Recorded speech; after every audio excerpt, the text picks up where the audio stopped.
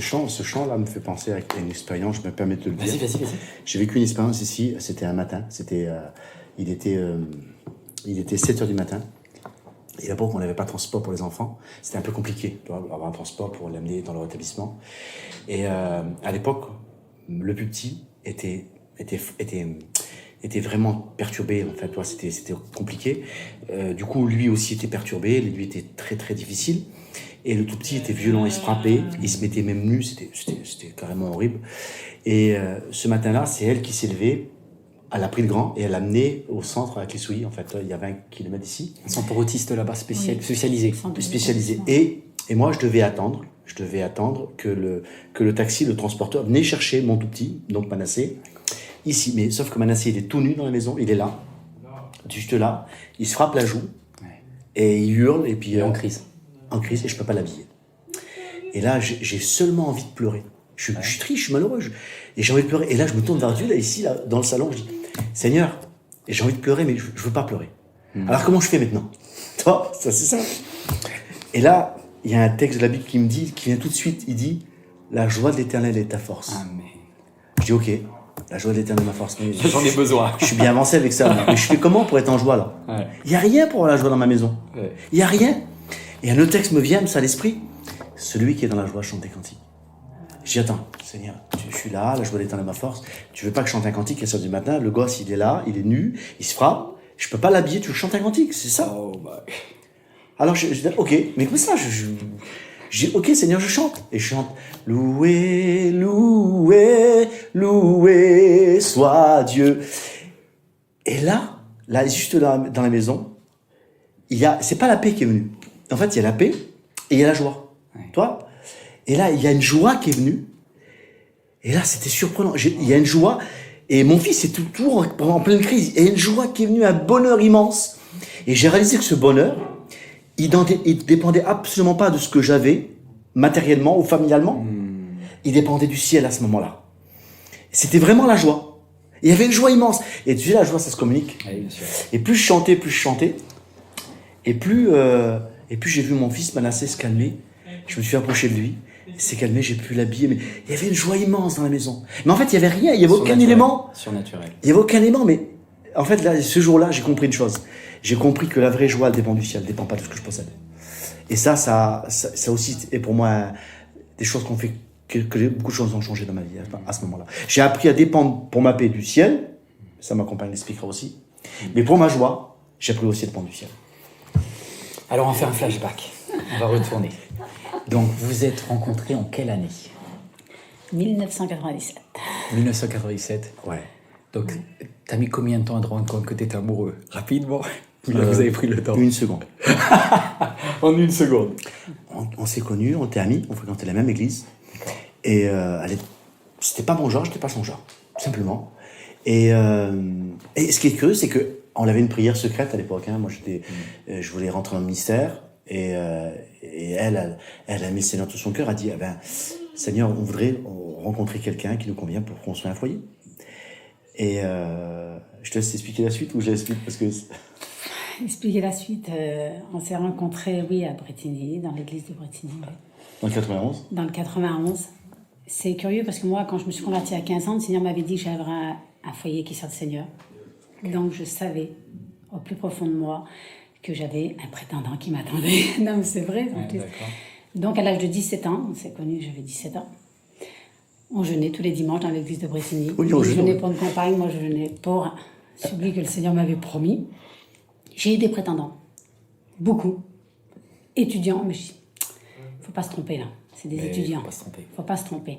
Étudiants à l'école biblique. Oui, j'ai entendu. Il faut pas se tromper là. Donc des personnes qui potentiellement rentraient dans le cadre du service de Dieu, etc. De Dieu, donc, voilà, qui allaient faire l'école publique ou qui étaient étudiants première année, même serviteurs reconnus. Donc je me dis, faut pas que je me trompe. Et j'ai connu David et c'était devenu mon copain. Amis, copains, ils m'ont emmené partout. Et c'est vrai qu'on s'est connus quelques mois, 6 mois. On s'est connus 6 mois et puis... 6 mois. C'était septembre et on s'est fiancés au mois de février. Alors, on s'est fiancés, mais ça s'est passé de manière un peu étrange. Mais c'était étrange. C'était un retour d'une réunion un soir. Je l'amenais, moi, c'était ma copine, voilà. Mais c'était platonique, notre relation, c'était vraiment au copain. Et un soir, alors ce que je veux dire, c'est vraiment bizarre, vous ne souriez pas. Même... En fait, il y a eu un coup de foudre. Mais 6 mois après, donc c'est quand même bizarre. C'est complètement là, tu t'es dit, là, Mais le coup de foudre, il change, quelque chose se passe. On s'est juste touché la main. L'électricité, j'ai une honte de y avoir touché la main. Mais souvent, je été ensemble, toi. Et ce soir-là, je lui ai touché la main, mais par accident pratiquement. Et automatiquement, j'ai baissé la tête, elle a baissé la tête, et l'électricité. L'électricité s'est vite sauvée de mon véhicule. Et quand je suis rentré chez moi, c'est pas possible, non. Je suis pas amoureux d'elle, je suis pas amoureux d'elle. Et elle, pareil. Non. Et puis, t'imagines pas le lendemain, dans l'église, là, un peu la gêne qu'on avait, moi. Après, c'était plus de copains, c'était une distance, on avait une autre, enfin, c'était... Et je l'ai demandé en mariage. 4 jours après. Donc, j'ai voulu... T'as pris ton temps. Oui, il a pris son temps. Mais j'ai voulu quand même qu'il fasse ses études pour qu'il ait l'esprit tranquille et en scénario. Alors, t'es allé faire quelle étude, alors, du coup, c'est parti? Alors, j'ai fait une année d'école biblique à Nouveau, à Gien. D'accord. En 98. D'accord. J'ai fait cette année d'école biblique. Et j'attendais forcément ma bien-aimée. Je me dis, arrêtez que je vais sortir d'école biblique, le temps d'arranger mon mariage, d'avoir un peu d'argent. Ça a mis 3 mois. Et je vais la chercher. Donc, ma session d'école biblique a duré 2 mois. Quand je suis rentré, pour la petite histoire, c'est à mourir de rire, en fait. Quand je suis rentré, mes parents n'étaient pas d'accord que je sois à l'école biblique, en fait. Pour mes parents, pour eux, c'était un concept qui était complètement étrange, parce que pour eux, quelqu'un qui servait le Seigneur se retrouvait dans une pauvreté, dans une misère absolue. Donc pour eux, c'était un déclassement. Ouais. C'était une diminution. Voilà, diminution sociale. Et quand je suis rentré vers mes parents, qui n'ont pas voulu m'accompagner, et c'est eux, pendant ces 2 mois, curieusement, ils se sont retrouvés vraiment dans le besoin. Donc il a fallu que je retourne travailler et que j'essaie un petit peu à remonter. Et puis moi, j'avais ma fiancée qui m'attendait. Et au bout de quelques mois, Dieu a pourvu que je puisse avoir le budget nécessaire. À l'époque, c'était très mince, mais c'était suffisant pour aller la chercher. Pas grand-chose. Hein. Et elle était dans le Midi. Et j'étais la chercher. J'étais la chercher là-bas, en mission. Et on est parti avec le petit budget qu'on avait. J'avais une petite caravane, j'avais un petit camion. On était heureux. On était toujours contents, heureux. Depuis 23 ans. Ça a fait 23 ans, mois de juin. Ouais. Alors après, donc vous vous mariez et tu tombes enceinte. 3 mois après, de GFT. De GFT. 18 donc, ans. comment se passe la grossesse? Très bien. T'es heureuse? Je suis heureuse, je suis bien. Un petit garçon, c'était prévu que je l'appelais GFT. Pourquoi GFT? Parce que GFT, c'est l'origine du prénom, en fait. Oui, c'était l'origine. L'origine du prénom, GFT veut dire celui qui ouvre. D'accord. Donc, et on s'est dit, lui, il nous ouvre. Le premier... Le monde des adultes. On devient des adultes. En fait. Ah, d'accord. Oui. Okay. Et après, ça s'est bien passé, il est né. Tout s'est bien passé. La grossesse arrive. À la naissance... Tout était bien aussi. Tout se passe bien. Oui, parce que ça a mis quelques mois quand même après pour savoir, voire 2 ans et demi pour voir qu'il était malade. Sinon, tout s'est bien passé pendant bien 2 ans et demi. Donc pendant 2 ans, il n'y a aucun handicap visible à ton enfant? Handicap, à l'époque, même s'il ne parlait pas, il n'était pas spécialement agité, il répétait les mots parce qu'il sait parler, il sait lire. Mais non, mais il est très bien, GFT. Donc alors, non, je ne m'en ai pas aperçu, puis il y a 23 ans en arrière, autiste... Surtout vers les gens de voyage. S'il y en avait, on les cachait. On partait quelque part pendant des années. C'était vraiment tabou, on n'en parlait pas comme on en parle maintenant. Donc je l'ai pas su. Et c'est à 2 ans et demi qu'un médecin généraliste est rentré dans ma caravane. Je l'ai appelé parce qu'il devait avoir une otite ou de la fièvre et il m'a dit votre enfant a un problème. Et il m'a envoyé vers un psychiatre. Que j'ai pris rendez-vous là, j'y étais seule parce que tu travaillais. Puis tu pensais pas que ça allait être... T'avais des doutes? Déjà quand il m'a dit il y a un retard, psychiatre, après on a tendance à regarder tout ce qui se passe. Ouais. Et après on dirait que les yeux c'est... Après autisme, non, parce que je ne connaissais pas la maladie. On ne sait pas ce que c'était. Je ne sais pas ce que c'était cet handicap. Mais quand je suis rentrée et qu'ils m'ont dit que mon enfant directement avec des mots exacts, il est fou. C'était même pas autiste, c'était même pas trouble du comportement qu'on va dire. En fait, on est tombé sur le médecin très cash, en fait. Ou maladie de tête, ou les choses qu'on sait maintenant, non. Il est fou, mentalement, déficience mentale. C'était directement déficience mentale. Là, je me suis vue, je suis rentrée dans ma voiture, j'étais seule, j'ai pleuré, mais tellement pleuré, je ne voulais même plus rentrer chez moi. C'est vrai. Après, je suis rentrée chez moi, j'ai dit. Ouais. Et là, on a dit, il faut qu'on s'en occupe. Là, comment t'as réagi? Mal. Parce que, en tant que père, on se projette dans nos enfants. Moi, je veux que mon fils vive la vie que j'aime, voilà, que je n'ai pas pu forcément avoir. C'est l'extension de nous-mêmes. Et le médecin était vraiment cash. En fait, il était brutal, mais honnête. On ne peut pas lui reprocher. Et il nous a dit que notre fils, il parlera jamais. Il n'aura jamais de vie sociale, en somme. Et, ça n'a pas donné d'espoir. Et vu sa pathologie, il n'y a pas beaucoup d'espoir, en fait. À boire, pas du tout. Et alors moi, j'ai mal réagi, en fait, parce que je me suis renfermé sur moi-même et je me suis renfermé dans mon légalisme religieux, en fait. Et c'est là que je suis devenu encore plus dur et je me suis... En fait, j'ai fait l'erreur absolue. Là, je demande pardon à ma femme. Parce que... Excusez-moi. J'ai dit que je voulais pas pleurer. Mais moi aussi, je commence à m'y mettre, alors on va tous... J'étais en train de penser... T'es la seule qui pleure pas, bravo. C'est la première fois que je vois pleurer pour mes enfants. Hein. Wow. Non, parce que... En 23 ans. Parce qu'il est en train de te demander un peu pardon, là. Parce que dans cette période-là, même, moi, j'avais une femme qui aimait Dieu. Et je l'ai tuée, en fait. Ouais. Je l'ai tuée dans mon légalisme religieux. J'ai foncé tête baissée. Et d'une femme de Dieu qui aimait l'évangile de tout son cœur, je l'ai démoli. Et je l'ai démoli, je l'ai tué. Et j'ai fait mal à mon foyer. En fait, voilà. Voilà. J'ai jamais dit, en fait. Non, tu m'as jamais dit. Ah, excusez-moi. Ça va, Candy? Moi, j'ai une délivrance énorme. Ah bah oui, parce que, écoute, moi, ce que je constate, c'est qu'elle va très bien, ta femme, aujourd'hui. Oui, mais... Donc il y a du Amira quelque part, parce qu'elle elle est pas tuée, là, elle est en vie, hein. Moi, j'ai une délivrance énorme. Et donc, et là, moi, j'ai commencé quelque part, je me suis enfermé dans l'activité, en fait. Et en m'enfermant... T'as fui. Ouais, j'ai fui. T'as fui. Et j'ai sombré pour l'avoir suivi aussi avant. Parce qu'on peut s'en sortir, je crois. Ça donne moins aussi. Et oui. Tu peux mettre le rouleau là, je pense. Ce qui se passe, c'est que... Et donc voilà, je me suis caché dans l'activité. Ouais, c'est ça. C'est souvent les hommes, hein. Ouais, pour le coup, beaucoup les hommes. Alors d'autres se cachent dans l'alcool, moi je me suis caché dans le Je ministère. voulais me protéger aussi pour pas que... Et moi j'ai sombré, en fait, moi j'ai vraiment sombré. J'ai sombré, mais j'avais une façade, à l'intérieur j'étais brisé, mais j'ai sombré. Et ça allait de mal en pire, en fait, mais personne ne voyait rien, en fait. Je faisais plein d'activités, j'étais pasteur d'église, j'étais missionnaire, je commençais à rentrer dans l'aumônerie. Non, c'est après qu'on m'a laissé dès que je suis rentré en aumônerie, il y a 15 ans.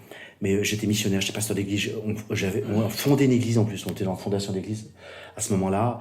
J'avais un chapiteau, je tournais avec un chapiteau, j'avais 100 caravanes qui me suivaient, j'étais un leader en fait. Mais à l'intérieur, j'étais brisé. Et là où vraiment j'étais anéanti, c'est quand Manassé est venu. Alors, du coup, tu retombes enceinte. Alors, C'est 2 ans, 3 ans plus tard? 6 ans et demi. 6 ans et demi plus tard. Alors déjà, le parcours de Jephté, c'était un enfant, quand je l'ai su de 2 ans et demi jusqu'à 6 ans et demi, il était pas dur à vivre. Ça m'a fait mal mentalement, mais pas physiquement. Okay. Donc il était un enfant très gentil, très calme, obéissant, très doux, il ne bougeait pas, très doux, pas de crise. Ok. Se mettre les mains sur les oreilles, se balancer, mais aucun méchanceté, pas de trucs malsains, rien. Il était vraiment béni, chantait des cantiques, il était très bien. Alors je me suis dit, bon, je peux m'en occuper, j'ai fait les trajets, c'est moi qui l'emmenais à l'école, j'étais que dans la voiture. J'avais 25 ans, j'ai dit, je suis unique quand même, j'ai 4 frères, je me dis, une petite fille, ça serait chouette. Donc, je retombe enceinte de mon deuxième, 6 ans et demi après, je me dis là, l'autre il est quand même bien, même s'il il a un handicap. Tu l'aimes fort, ça va. Je l'aime de tout mon cœur, puis il est très bon en plus. Je l'adore, j'adore mes enfants. Je ne les changerai pas pour des enfants normaux. Bien sûr, bien sûr. Ça, c'est impossible. Quand j'ai le deuxième, comme on vivait quand même en communauté, puis que moi j'étais seule par rapport, qu'on était ensemble, il n'avait pas d'enfants, dès que j'ai eu le deuxième, dès qu'il a eu 6 mois, qui n'est pas du tout dans notre culture. On l'appelait Manassé en fait. Oui, on l'a appelé Manassé. Alors pourquoi Manassé? Parce que ça veut dire celui qui fait oublier. En fait, Manassé, c'est celui qui arrive à faire oublier, en fait. Ah ouais, mais il n'a pas oublié du tout, celui-là. On l'a appelé Manassé, on dit, tiens, celui-là, lui... Il va me faire oublier le chagrin. Il va nous faire oublier la souffrance, voilà, il va nous bien, consoler, en sur fait. mon cœur. Et quand j'ai su ce nom-là, j'étais enceinte de 3 mois, je trouvais un garçon, c'est pas possible, Manassé. Non, pas Manassé. Enfin, c'est pas possible, Manassé. Bon, Manassé est né. 6 mois après, je peux pas le laisser avec 2 enfants autistes, parce que j'ai mon petit neveu qui est autiste qui a le même âge que Jephté, que je vis avec mon frère depuis 23 ans. Donc, il a autant besoin que moi, que j'ai besoin de lui. Donc, on s'entraide, il est pasteur.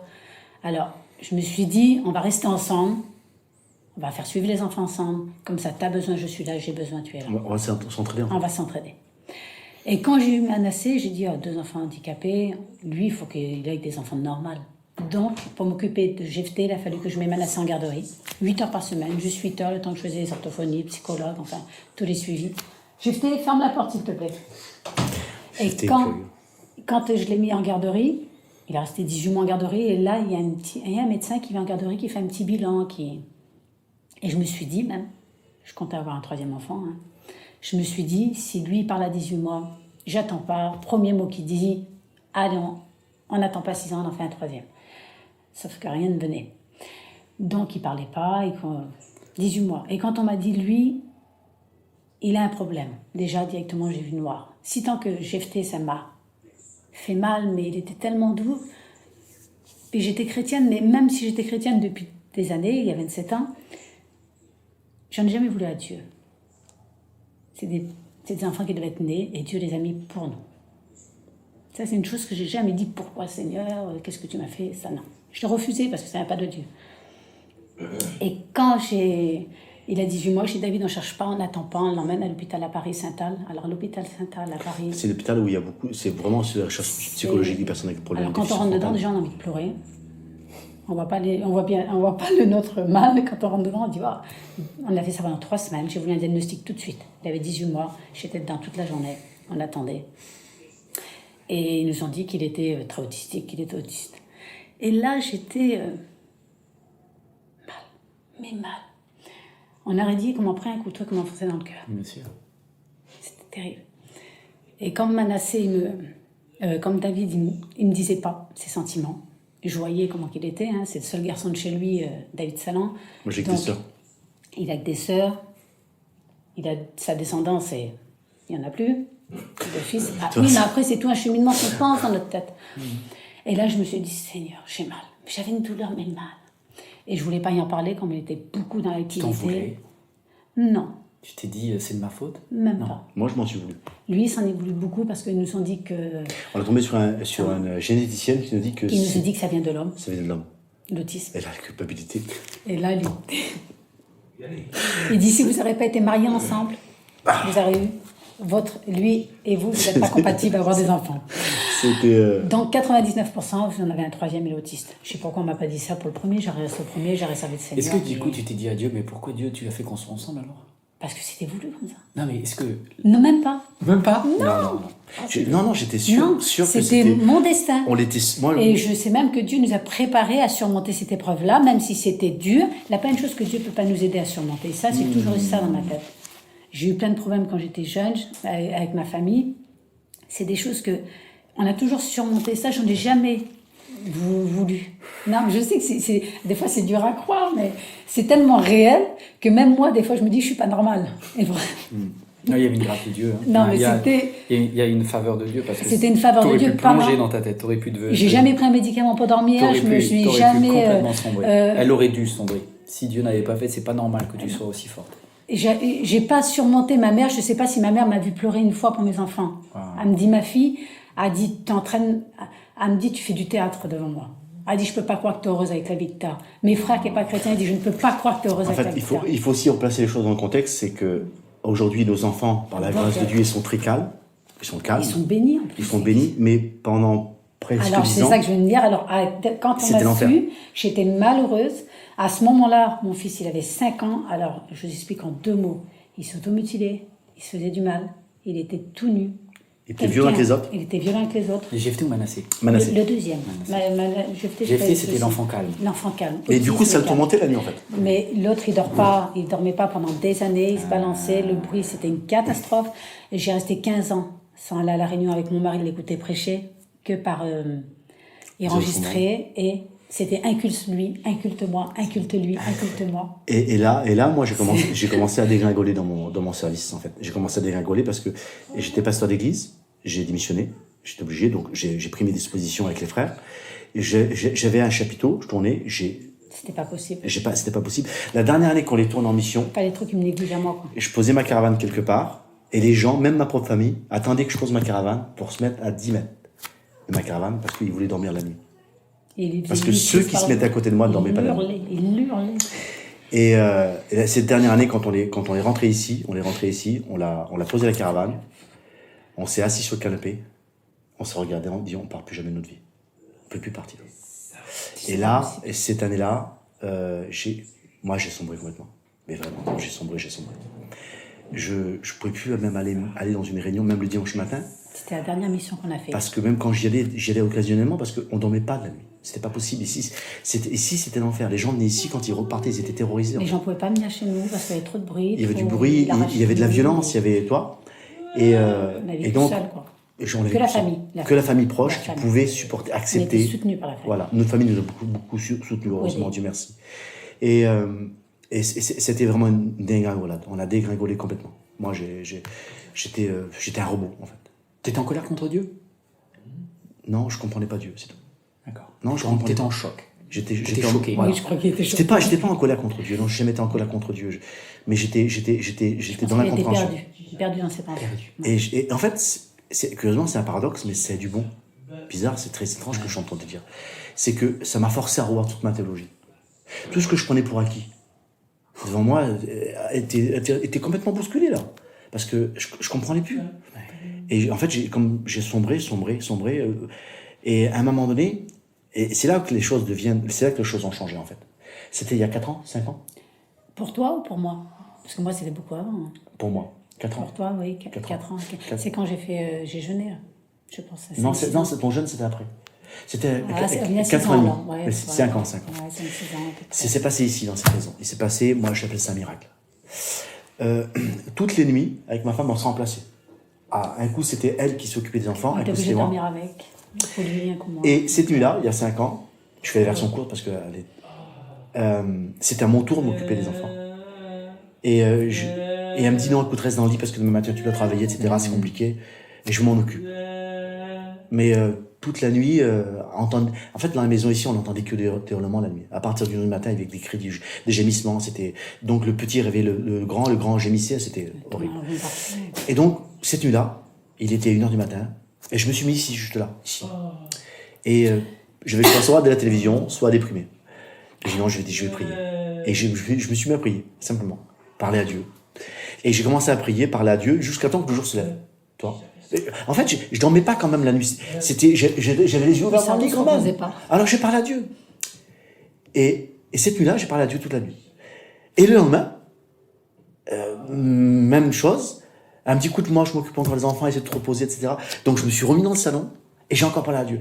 Et cette expérience, ça a duré 2 mois.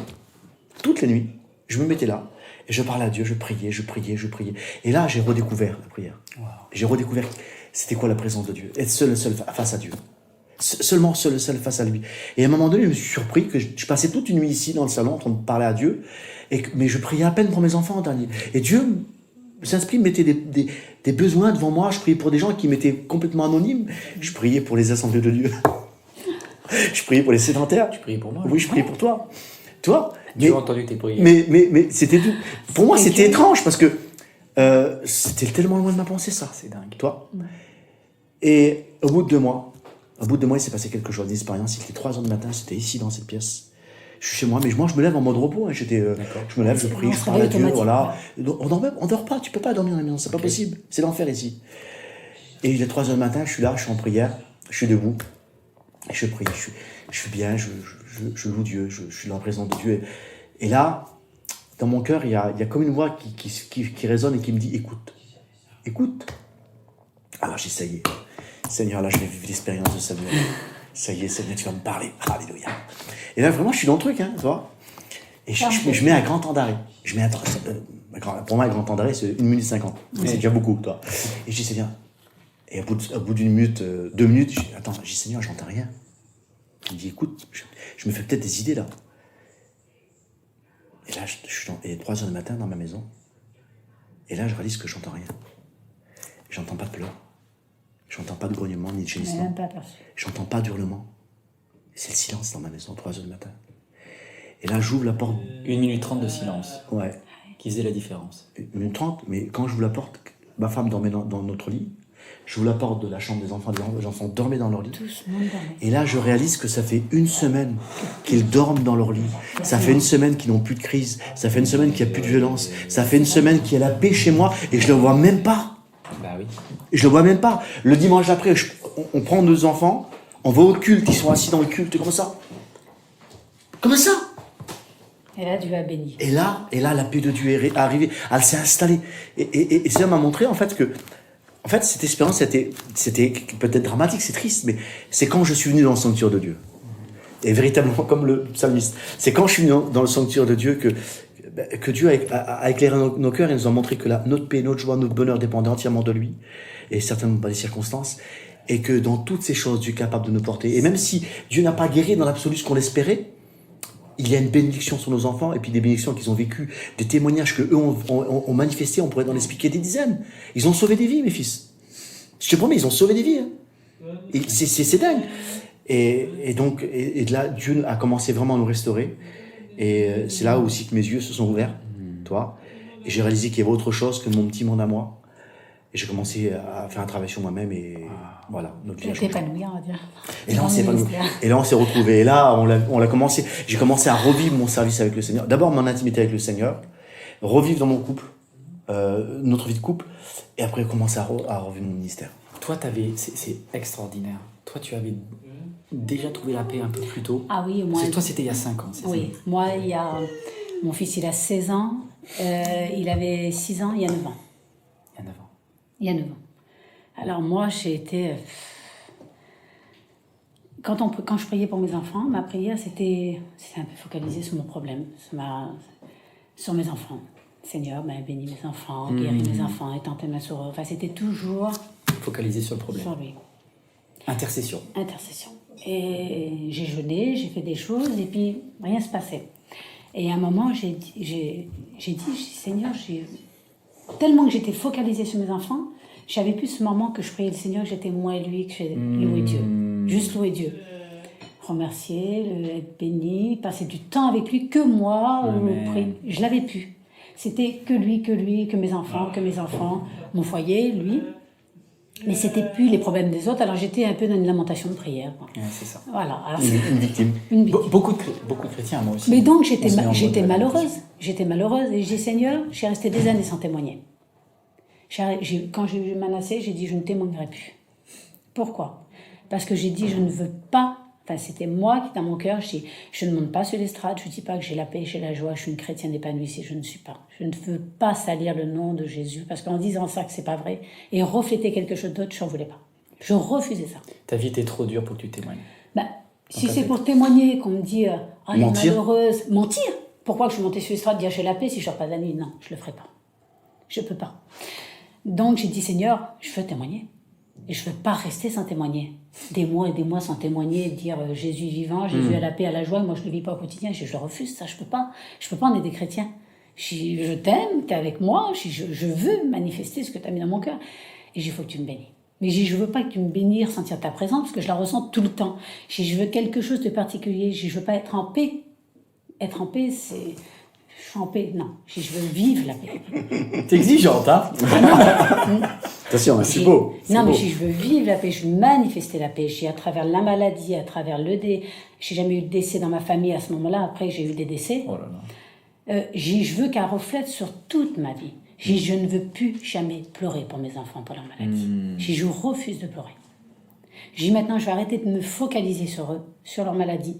Toi, tu t'en occupes. Moi, je ne peux rien faire. Je ne suis pas Jésus, je ne suis pas Dieu, je ne peux rien faire. Tu t'en occupes. Et nous, on va travailler pour toi. Parce que maintenant, mon foyer est disponible pour toi. Donc là, il les a bénis. Et maintenant, quand je vois mes enfants, je prie même pas pour leur guérison. Tu manifestes ta gloire. Tu manifestes ta gloire. Tout est en toi. Donc, mes enfants ont été bénis. Et moi, j'ai jamais pu...